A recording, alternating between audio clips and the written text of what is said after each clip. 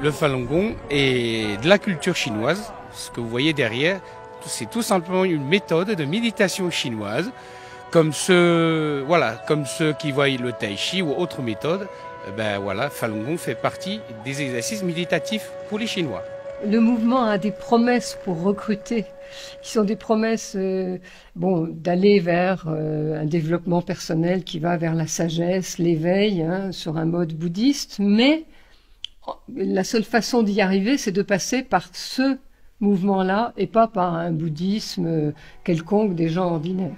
Many Falun Gong people insisted that their health was so much better and that they had to do it for their children, because if they, as elderly or very old people, got sick, it would be very expensive for the children. Falun Gong, firstly, is very good for the health. Ce sont des exercices méditatifs qui visent à acquérir des énergies, voilà, comme toutes les méthodes, pour être en bonne santé et un bon esprit.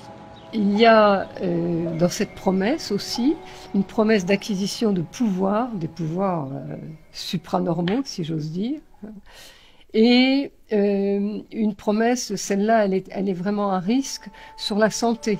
C'est-à-dire qu'il y a à l'intérieur un peu une définition de la maladie comme quelque chose qui ne va pas en vous, et que en pratiquant le Falun Gong, on a des chances de pouvoir éliminer la maladie. And that did create some incidents, because if you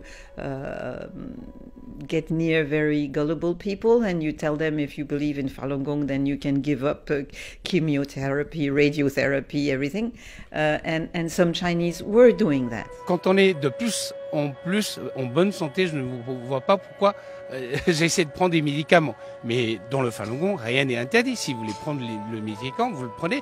Si vous voulez aller à l'hôpital, allez-y. Si vous voulez plus pratiquer, il n'y a pas il n'y a pas d'obligation, il n'y a pas de cotisation. Les gens viennent quand ils veulent, les gens partent quand ils veulent.